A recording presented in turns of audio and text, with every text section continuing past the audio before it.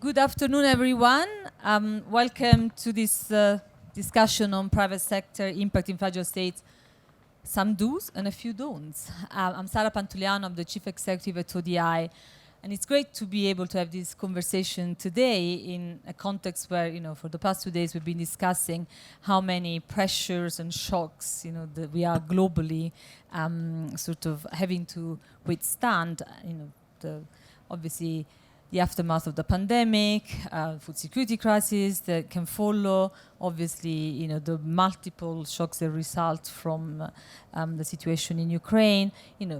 These are all risks that are transboundary and interconnected, and those who will feel the impact the most are the countries that are the poorest, the so-called fragile, not a word I particularly like, but that's how we've come to define them. Those countries that face all kind of levels of instability and challenges. And often it is when you have this type of real systemic crisis that you have the best multilateral innovation. So I'm really hoping that we've been talking about how we bring private sector, public sector, civil society better together, to respond to the challenges that particularly these countries have.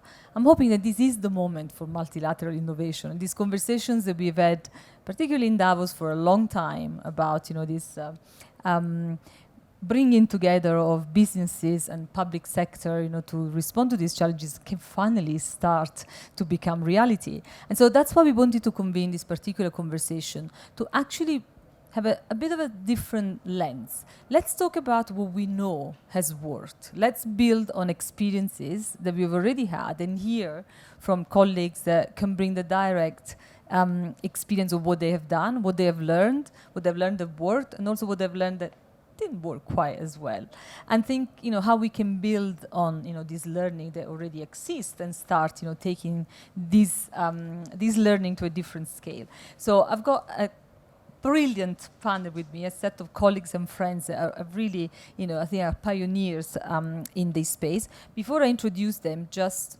to encourage all of you to tweet the best thing you hear from the conversations, best insights, contributions. The hashtag is WEF22, so that we can generate a little bit of interest online as well. But I've got a great panel with me. To my left is Per Heggenes, the CEO of the IKEA Foundation. Next to Per is Anne-Laure Kichel, the founder and CEO of GSA, Global Sovereign Advisors. Next is Ian Willem Schrijgund, Vice President and Global Head of Government and Public Affairs at Royal Philips. And last but not least, Katrin Wajagodahu, the Director of Politics and Governance at ODI. Great set of colleagues. Let's get this conversation started, and let's really bring the best of the experience that we all have to the table. We were supposed also to have Marianne Etibet from MSD for Mothers. Unfortunately, she has tested positive to COVID, so she's not with us. We won't be able to rely on those insights, I'm afraid. Let me start with Willem. Willem, you have a lot of experience in bringing, sort of the best of what business can offer to these discussions. Can you, from your experience, tell us a little bit of, what is your experience as a business of investing, working in a fragile environment, perhaps where, legitimacy of governments is challenged, where there is weak authority, the best do's and the don'ts? Sure, thanks. That works? Yeah. So fragile states are not the first countries that come to mind when you say, let's go make a priority of countries where we're going to invest in and make lots of money. So they're somewhere in the bottom for all kind of reasons, corruption, fragility, etc., etc. And so what you get as a company is that you therefore concentrate on Europe, United States, Japan, the usual suspects. So when we defined our mission to improve people's lives by 2.5 billion people in 2030, we said, well, the ones that are left behind in the SDG agenda and leave no one behind, they're not going to be served by this purpose, by this goal. So we need to have an additional goal to improve the lives of 400 million people in underserved communities. So basically, you could replace that by saying in fragile states. So we actually defined the purpose that we're measuring in the same way as our financial purpose. So that's allowed us to concentrate on innovations that work in those settings. But you can't go to the market in the same way as you go to the Dutch market. You find yourself a distributor and things will happen. So we resulted in partnering with organizations, and one of those organizations was UNFPA. And in Kenya we started, I think about 7-8 years ago, on trying to improve primary healthcare, in particular maternal newborn child health, in one of the regions around Nairobi. And because maternal mortality was high, we had healthcare solutions, and that worked all very well. You can put in technology, you put in a lot of people in there, and we were able to make quite some progress, and we were very proud of ourselves. And the UNFPA came and said, well, that's all very nice, but could you also do it in Mandera County? Mandera County is the northeast of Kenya. It's Al-Shabaab territory. It's terrorist territory. I said, no, we can't go there. You can't put a Philips person in Al-Shabaab territory and believe that that person comes back home. He said, no, can't do that. I said, well, then there's no point. You're doing this in the easy places, in Nairobi. Right? Try to do it in the hard places. And the only way in which we could do that is by teaming up with them. So they would get the blue helmets, they would get the security, they would get the people to actually do the delivery for us, and we would do the technology. And in partnership, we were actually able to improve maternal mortality in a region that has the highest maternal mortality in the world. Now, fast forward a couple of years later and said, well, can we do this at even bigger scale? So the next challenge comes, well, let's do this in Congo, Brazzaville. Again, not on our priority list of countries where we go to market, right? But there was a willingness from the government, and the UNFPA was willing to be a convener of trust, a broker of trust amongst the different parties, and bring in all the people that we needed, that we would need to rely upon to actually improve the quality of care. Not on a donation model, on a business model. So a sustainable business model where we could actually earn a decent living at the end, shared value. And so those kind of partnerships are really important. They'll take more time. And things are going to go wrong. And so the most important thing is, when the things go wrong, how do you deal with those? And how do you write them? I mean, we are risk averse, so normally when things go wrong, then legal and compliance come in and say, let's run away from this place. So you need to have patience, and you need to have a good dialogue and trying to understand how you overcome your challenges. Now, I'll have another example later on, but maybe I'll stop at this example. Excellent. And patience is, I'm sure, something we'll hear a lot in the conversation. Before I move to other colleagues, can I also ask you to reflect? I mean, you touched on something about, you said, obviously we also wanted to make profit. So in your experience, have you found that actually these kind of investments, responsible business investment with the purpose, actually can leverage more profit as well? Because that's what a lot of businesses are interested to hear as well. I don't necessarily they'll bring in more profit, but I was discussing this with J&J once about, okay, why do you do this? Why do you invest in the most difficult areas? So there is a profit element in it, but it's, if you want to make profit, then if it will be more profitable, everybody would have gone there.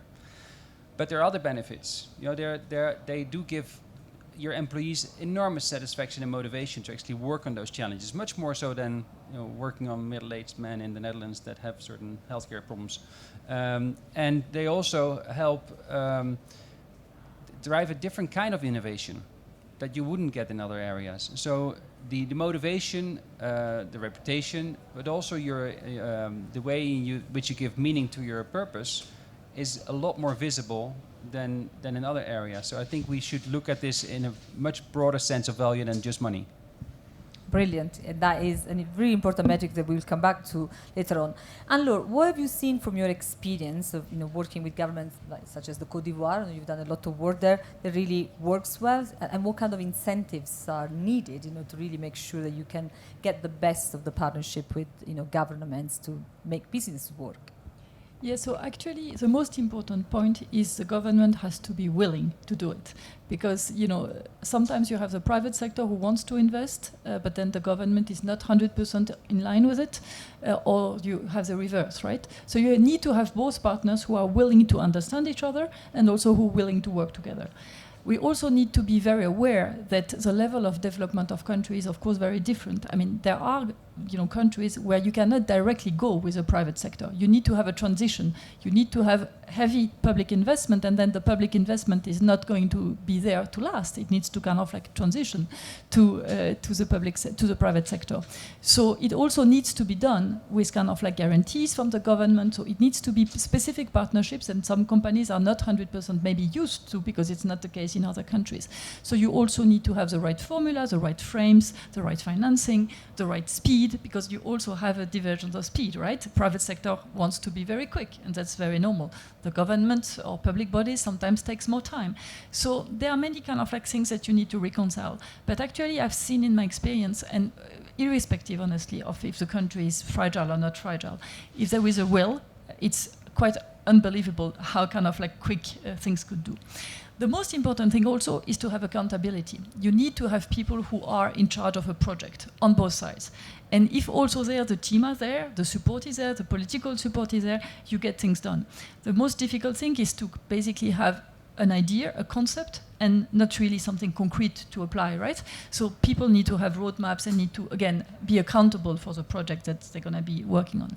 And then you also need, of course, as I was mentioning, to have the political support, because down the line, you're going to find that you have a law that doesn't work, or you're going to find that there are corruption, or you're going to find a lot of those things. So you need to be able to signal them so that you can basically say, guys, if you really want this, then you need to make an effort. And if you have this kind of, I would say, call it a mature dialogue between the public sector and the private sector, I think that's when actually you make progress and people have learned something down the road. And this creates the trust, because then you have, of course, a test or model that you can then kind of like replicate, and that's how you make things work on a larger scale. I don't really believe suddenly, from one day there is nothing to the other day there is everything. Those things don't work, right? It's a step-by-step process, but where there is a strong, really will to work together, then things can be addressed. Okay, so what is emerging clearly from the discussions is, the need to have patience, build trust, develop, strong partnerships. Is there a role also for international institutions like the IMF? You have a lot of experience, from the IMF. We hear a lot about, this de-risking, and still doesn't happen. So how can we make this quantum leap? But also credit rating agencies, that's something else, you have a lot of experience in. Tell us a little bit what they can do. Yeah, you clearly need to have the support from the international institutions, and I would call it broadly from the market, because all what we're talking about, you need to finance. And all what we're talking about, you need to finance it in a sustainable way, because obviously you don't want to suddenly increase your debt so that it's unsustainable. You don't want to raise debt at 9%, 10%. You need to kind of like have the right financing for the right purpose. Typically, if you are doing something social, paying 7% or 8% is never going to yield it the right way. If you also do an infrastructure, having just a 2-year instrument doesn't work neither. I mean, you need to be much, much longer. So we see that there are a lot of those mismatches which can seem like it's common sense, but in fact it's happening, right? So I think that everyone around the table, actually, be it those big institutions, be it the rating agency, be it also advisors, I mean, all of us somehow need to be, again, aware of where the country is from a level and from a human capital point of view, and then to be kind of like bringing them into the journey. What does it concretely mean? The IMF can do very good things, but it can also be very rigid in a way that it looks at things. It could also potentially not look into what I call political economy, that is so important, right? Because some recipes that work in some countries don't work in others. You need to take into consideration some of the particularities of countries, and countries can sit next to each other. They don't have the same way that inflation works, for example. I have an example on this. Typically, Benin and Togo, sometimes people compare them, but actually the way that inflation works in both countries is completely different. You cannot apply the same recipe, you cannot have the same subsidies. It wouldn't be working. So you need this knowledge, and sometimes the IMF is not maybe agile enough in order to be helpful in this matter. Sometimes also you need very quick emergency financing, and if you have to go through all the process, I mean, sometimes it's too late. So World Bank and IMF can certainly do more in the way that they can even be quicker, although they have, of course, improved. When it comes to rating agencies, it's interesting, because we were asked a couple of months ago by USAID to work on a study that looked into biased for Africa, for example, meaning that there was an intuition that rating agencies are biased when it comes to African rating, meaning that they would kind of like get them lower than in other countries. And there is also a provocative piece from one broker who basically compared Caribbean and Africa, and actually shows that while economies can sometimes be the same, the rating of the Caribbeans are much higher than the African country. So we demonstrated this because we touched upon, I think, something that is very important. Most of those countries, in order to indebt themselves, have to indebt themselves in dollars or euros, which is not their currency. So as a result, you have a big mismatch between what they're actually producing and in which they finance themselves.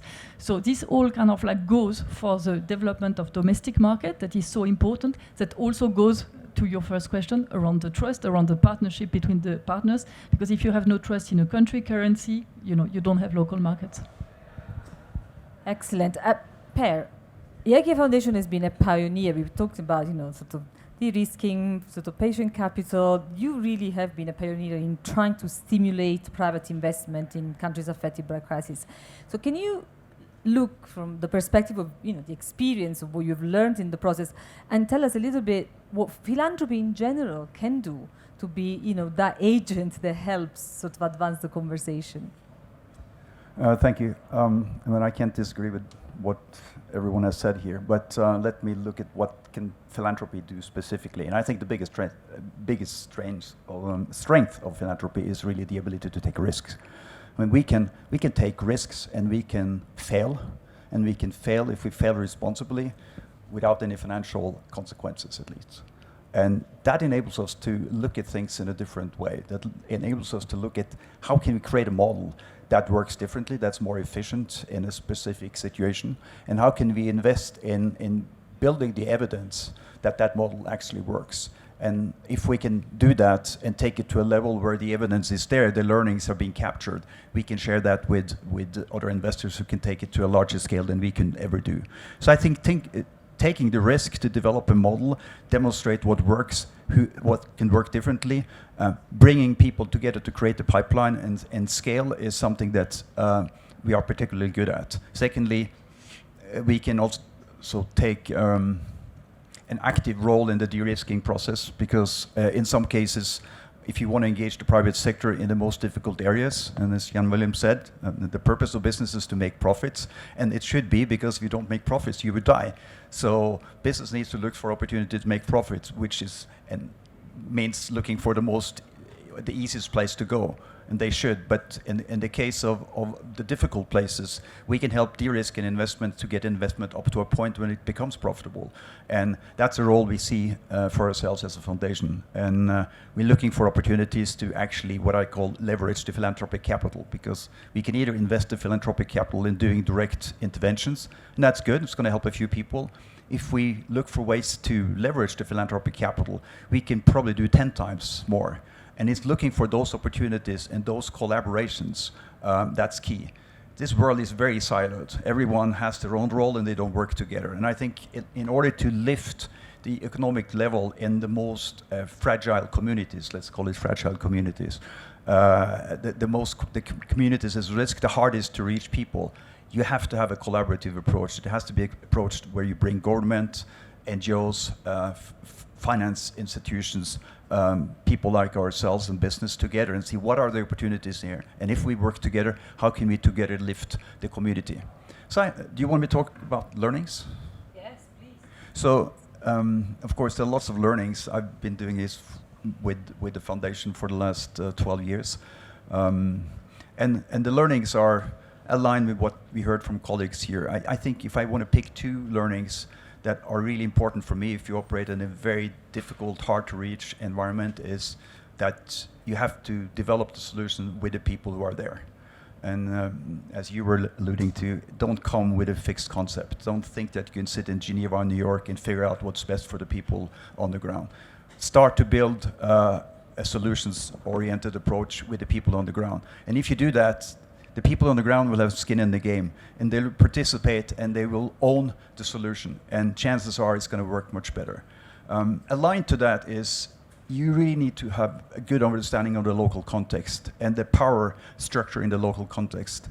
I made a mistake of going to the central government in a country and doing deals and coming out into the rural areas and saying, oh, here's the letter, this entitles us to so and so, and they just laugh and say, well, that's that might be what they think, but actually it works differently here.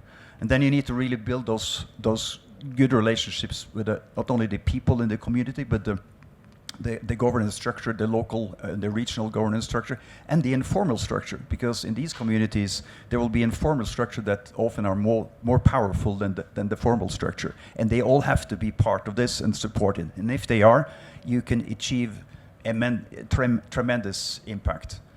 Let me just add one element to this, which is different than what we have talked about so far. And working in these really hard to reach poor communities, vulnerable communities, I come to understand over 12 years that there are two things that are absolutely essential for significant growth and development, and that's access to finance and access to energy. You have to really realize how much energy plays a role in everything that happens in a society, in a person's life. If you have no access to energy, there's so many things you can't do, and certainly you can't really pull yourself out of poverty because you have no ability to improve the level of farming yields and productivity, for example. You have no ability to build small businesses and serve the community. Access to energy, and in order to set up these businesses, access to some kind of finance is absolutely key to lift the community out of vulnerability.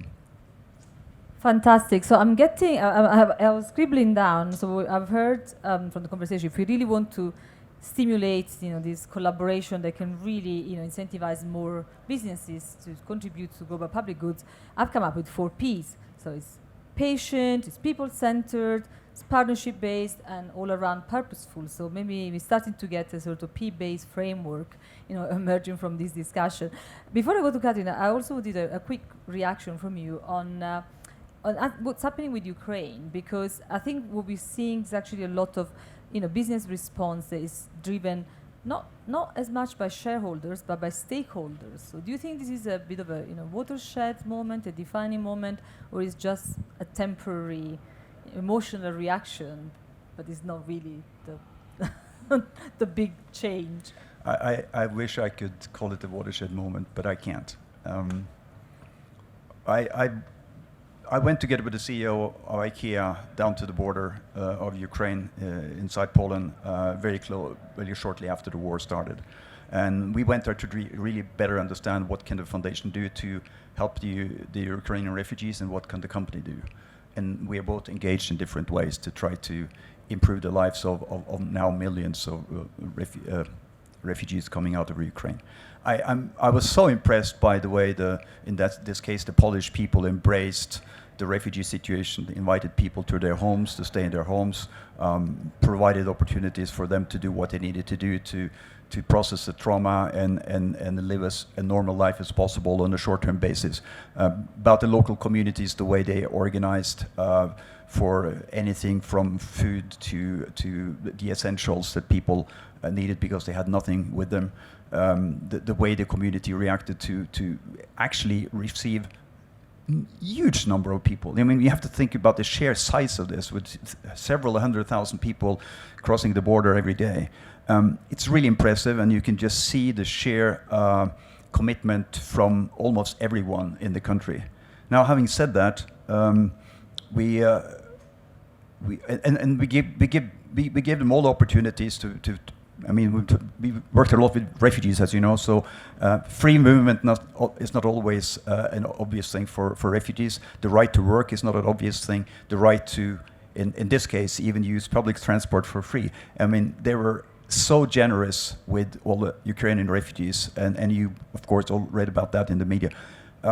What concerns me is that we seem to now have different classes of refugees in Europe. We have the Ukrainian refugees who get everything we can give them, and we embrace them, and they are on a first class compared to the second class, which is really the Asian and African refugees coming out of Ukraine, who are apparently not treated in the same way as and given the same benefits as the Ukrainians with the same skill color as us. And then, of course, you have the third level, which is all the refugees who were already there. And many of those who came through the borders of Belarus when Belarus imported refugees to send to Poland. And those people are still in the same situation they were, with very limited rights and very limited opportunities and very limited perspective in their lives. So no, I don't think this is a watershed event. I think this is just a reaction to a situation in Ukraine that we're shocked about and that we feel that we're very close to, and therefore we're doing whatever we can to help them, and that's great. I'm actually concerned about the long term there as well. There is a lot of immediate kind of emotionally driven reaction, but this is a protracted crisis. This will be a protracted crisis. These refugees will be with us for a long time, and I think we'll see very different reactions if we don't support the public. But that's for a different conversation. Catherine, Jan Willem touched on something very important in terms of the business case for sort of, to see more private sector investment in fragile states. Can you spell out what the value proposition should be? Thank you, Sarah. I mean, this has been a very interesting conversation, and I come last. So there are many things that have been said that I won't be able to touch on. But what I would say is that in terms of trying to crystallize what's in it for business, apart from the discussions on the need to reach the furthest behind and so on, in terms of what's in it for business, when we speak about fragile context or underserved markets, we're speaking about a range of situations. Syria is not Sierra Leone, which is not Somalia. So understanding that range of differences is really important in terms of promoting the possibilities that are, that fragile situations create for business. I would also say that if we look, in the conversations I've been at over the last day or so, the SDGs have come up. Okay, so SDGs, everybody is committed to them. By 2030, we need to have made progress. But it's clear that in fragile and conflict-affected contexts, if we don't seriously invest in helping them address structural causes of fragility, no one's going to be reaching 2030 and the SDGs and so on. So there is a peace or addressing situations of conflict is kind of a pillar of the broader SDG agenda. So that's another thing. And then I'm not sure if I could describe what we're in as a watershed moment for business, but it's clear that the decisions that business has taken in light of the Ukraine war in terms of divesting are quite significant. Stakeholders, consumers, not just the responses of governments who were appalled by count. And I think that, for me anyway, is kind of critical in terms of what is going to be driving business decisions. It is no longer, climate has already shown us this, it's no longer possible to ignore responsibility. I mean, this is the theme that many of the panels here in Davos are discussing.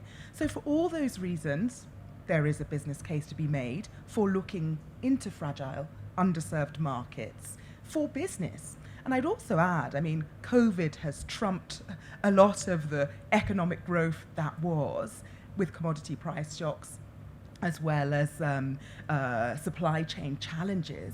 But we could also see fragile markets as growth markets. I mean, take Africa as a continent for one, with a demographic strength that's potentially important as markets. So, for all those reasons, I think there is a business case to be made for, promoting more investment in fragile and being able to do business, good business for good. I mean, let's not imagine that we're starting from scratch. Would-be fragile markets are also the sites of huge investment. Maybe not enough, but in the extractives, and the picture is not necessarily bright. We would want to be promoting an investment which was responsible for all the reasons that other panelists have outlined. So those would be some of the ways in which I would spell out a business case for. As you talk about responsible investment, I'm surprised that nobody has mentioned ESG on this panel yet. I mean, because of course we continue to hear a lot about how sort of ESG metrics can drive good business. Would they really help? And what do we need to do to really make sure that they can help beyond the E? Because we've done a lot on the E, but the others? Yeah, I mean, I think thanks, Sarah. Some of the challenges that that face businesses, some of the reasons why risk is high, for political reasons, for reputational reasons, are really to do with structural governance challenges in Fragile that really drives conflict and fragility, exclusion, and all those things that mean that people are ready to go to war or be recruited in conflicts. Now, there are, as I said, there are the SDGs, and there is one particular one, SDG 16, which is focused on peace, strong institutions, inclusive and strong institutions, and justice, right? Now, there's been very interesting work, just to your question about the S and the G, the social and the governance, of trying to use that SDG framework and its 10 targets as a way of fleshing out what better social and governance standards would look like for business to transform from within, but also to shape the kinds of investments that they would drive their behavior. So there's some work, very interesting work done by Peace Nexus with the UN Global Compact and other organizations around this. And I think it gives us a very interesting, useful starting point. Measurement is something else which would definitely have to be worked on. Great. Ian Willem and Anne Lo want to come back on this. So our purpose is all about embracing the SDGs to improve health and well-being of people. Now, that's core competence, healthcare, so that's easy. But we're also very risk-averse, like everybody in the sector. So being risk-averse means you avoid problems. But the ESGs or the SDGs actually force us to embrace these problems and address them within our company and our strategy. And I think that sometimes we need to be challenged. So UNFPA challenged us to go into Al-Shabaab territory. And companies also love a challenge. So they're risk-averse, so they try to stay away from risk. But they also want to be challenged. They also like to innovate and to be encouraged to do something different. So 10 years ago, our Prince Jaime de Bourbon-Parma was a raw materials envoy for the Netherlands. Was worried about the conflict minerals in the DRC and the Dodd-Frank Act and the response of the international business community to Dodd-Frank, which was to basically write out Africa out of their supply chain.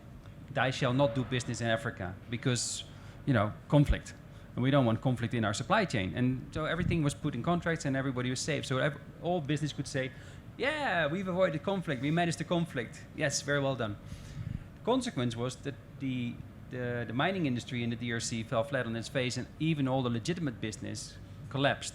So the Jaime, who was working for the Ministry of Foreign Affairs, came to Philips and said, would you mind going to the DRC and go buy some minerals? So, well, we're not in the business of buying minerals. We're in the business making electronics, but about 4 or 5 steps down into our supply chain, we have tin, tungsten, tantalum, and gold somewhere. Probably, we don't know. But we see it in their end in the electronics. So, so we have money, so we can move our supply chains. We have the power of purchasing power. But we can't decide whether the DRC is any better than Russia or Canada or Australia. You government officials, you have to make that decision. And so I'm happy to buy in the DRC, but we're not going to go specialize in the DRC mines. And there's so many mines. Which mines should we buy from? So, then they developed a certification scheme. And said, if you're prepared to buy from these two mines are safe. So, okay, we'll buy from it. One condition. The NGOs that are shouting in Congress, in the US Congress, that all these companies that are working in the US have blood, or in the DRC have blood on their hands, they should agree as well that those are the right mines. So they brought in the NGOs. So the government and the NGOs could tell us what's the right behavior. Don't ask us what the right behavior is. We can use our purchasing power to exercise that right behavior. So we purchased from those two mines. So they went from DRC to Rwanda, to Malaysia, to Mexico, and to the United States, and finally into a village product. After that, those two mines recruited 800 people. Some of them were women and children, didn't belong there, so we had to solve that, especially not pregnant women, not good in mines. But we'll have to fix that. But the certification scheme convinced other American companies that, actually we have a role in addressing the fragility and creating a legitimate business in a fragile state to give it some hope. So now there are 1,800 mines in the DRC fully certified, exporting their minerals into the global supply chain of corporates like us. But it started with challenging us. The Minister of Foreign Affairs say, you should buy some minerals from conflict regions. And that we don't see enough. The UN, the international organizations that have the mandate and the obligation to tell us, according to Ruggie, what's the right behavior, and make it appealing for industry to actually exercise the right behavior, because it works both ways. It works for our purpose and our ESG commitments, and it gives us the security of the government that we're doing actually the right thing. It's a brilliant point, and that was a really good example of what can work and can work at scale, and what we need to do more of, exactly, and bring in more of the UN, and yes, let's make sure that we can do more of this. And Lo. Yeah, I wanted to make 2 points. The first point is, whenever we have classification like ESG, I mean, obviously they are great, right? Environment, I think we're all clear what it means. Social, honestly, in a fragile or whatever you want to call it state, everything is social, in fact, right? So let's also be very careful into how we do things, right? Because actually all a budget of a fragile state has to do with social. And then governance, there also we have to be careful, because we accepted some governance standard, everybody was very happy to invest, and suddenly we don't like those governance standards anymore. So I guess what I'm saying here is that we always need to kind of like bear in mind that by applying this, we are judging somehow, and the governance honestly is the one that is the most difficult to kind of like address. Obviously corruption, I mean, this is not very difficult to disagree with corruption, right? But otherwise, on how a state is ruled, I mean, one needs to be very careful how to apply those standards, bearing in mind that you need to kind of like also, respect sovereignty of countries. And I find a lot of this in the cases that I'm working on, right? Because who are other people to tell you how to run your country? It's kind of like, something that is very difficult. And sometimes by kind of like what you're forced to do, that's what happens, right? Same goes a little bit with the environment. Let me take the example of Uganda, right? Should they invest in oil or not? I mean, is it good or bad, okay?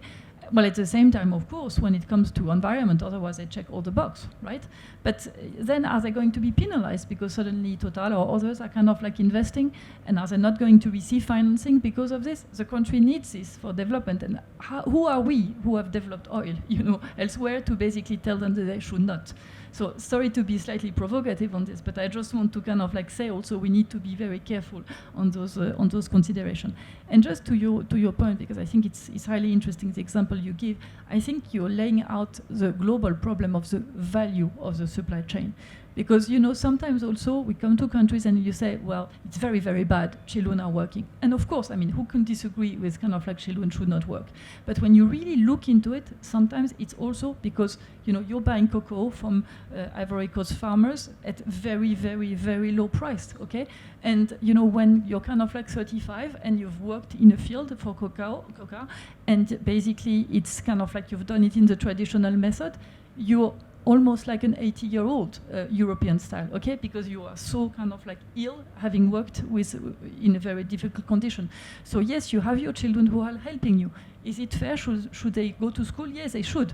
But actually, this is a reality. So if actually you were able to increase also the money that they get, and if, of course, also you were allowing the consumer to buy it at the right price, if you were kind of like having everybody making a margin, because, people who come and say, no margins, and this doesn't make sense. Everybody needs to have the right margin. But I think we need to rethink this. And because, over the years, we've also been kind of like all very happy with shareholders receiving a lot of money, and I have nothing against shareholders. I'm a shareholder myself of my company. But it's basically, where is the value? Where do we want it? And let's not have contradictory kind of like asks that we have with people, because this one doesn't work in reality.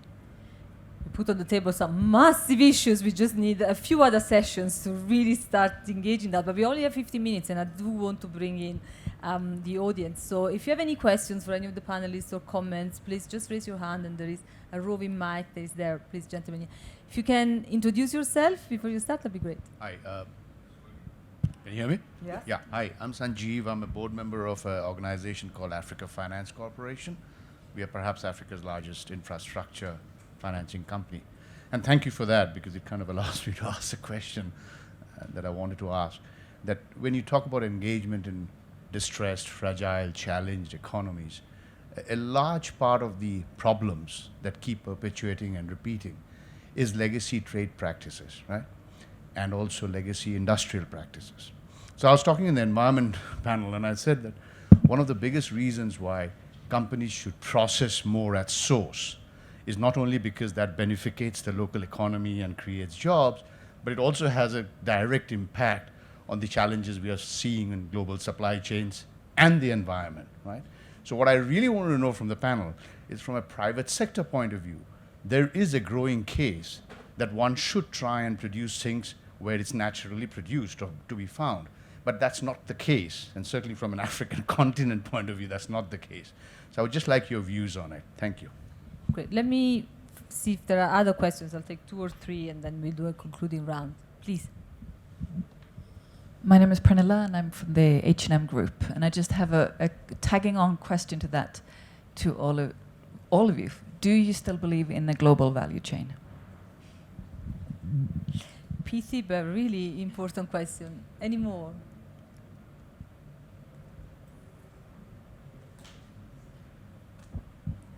Hi everyone. My name is Sean. I'm from the forum.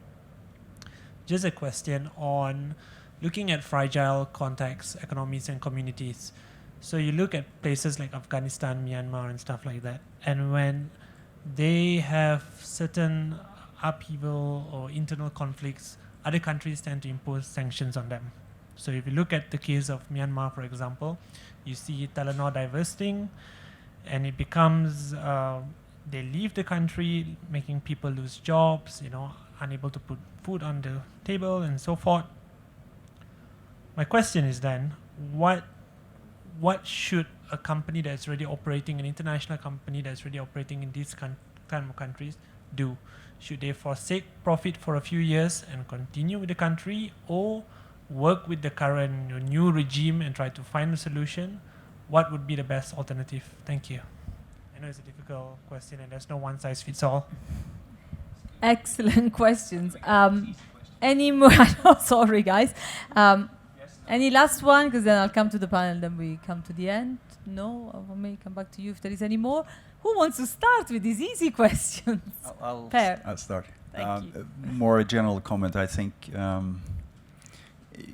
I spent a lot of time traveling in these countries, and my biggest concern is actually the perfect storm that we're seeing happening in sub-Saharan Africa right now, where we have already a large degree of poverty. We have the biggest drought since 40 years. On top of that, we will have much less food going into the country because of the war in Ukraine. We will have much less fertilizer going into the country to actually grow the farms that are there because of the energy crisis and the raw material crisis.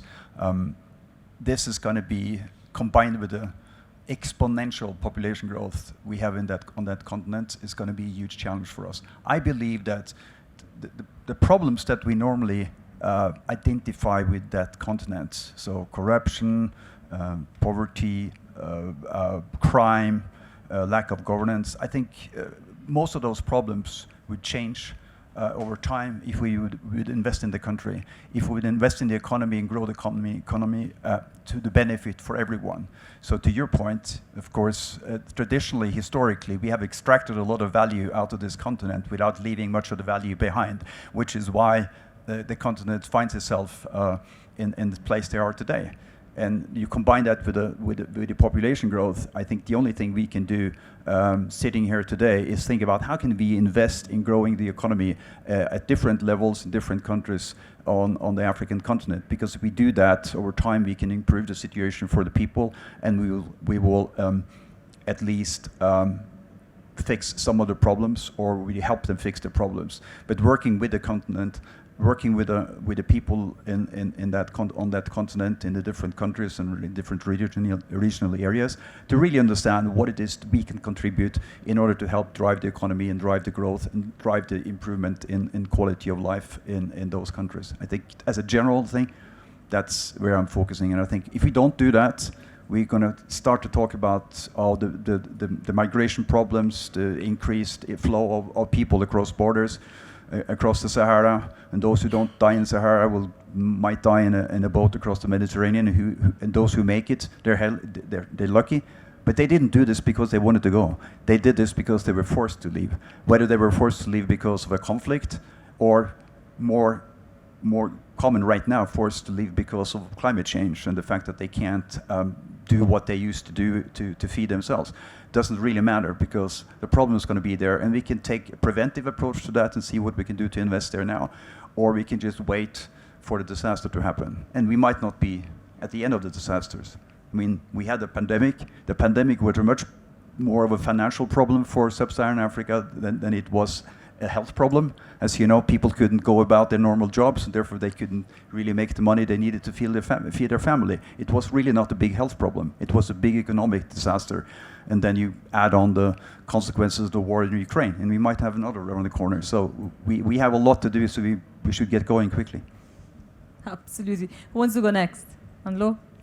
Yeah, maybe to say that it's a good practice to believe that every country needs to be roughly self-sufficient as an objective on its basic goods. Because let's kind of like reverse this. Let's say in Switzerland suddenly, you don't have access to basic needs because of whatever reason. Are you happy about it? Of course you're not. You're dependent from the outside.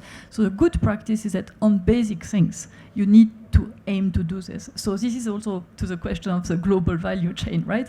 Of course, there are going to be goods that are going to fly around the world. But as much as you can produce locally, you should produce locally. And actually, you have interesting examples. And on Greece, for example, there was an interesting experience. Because you had already some circular economy, I'm not saying that they didn't go into trouble. I'm saying that sometimes it kind of like helped as a buffer because you had kind of like this circular economy that was working. So it limited some of the horrible kind of like things that basically happened. So this is first comment. And second comment very quickly on sanctions. I personally, but it's a personal opinion, believe you should engage with people. I don't believe in sanctions generally because actually the sanctions, when you take them, you usually hurt the people and that you don't want to hurt. So the population. So it usually serves exactly as a contrary, and we're having example of this over and over again. You mentioned those countries, we can mention Venezuela. I mean, this is kind of like has never worked and will never work in this way. So we need to rethink sanctions, I think. I actually agree with you on that. Jan Will. Oh, let me disagree then. So okay, but I'll start with something else. So on value chains, it's very nice to produce everything local and for the basic goods, and you should try to do that. I'm not quite sure if it's going to work.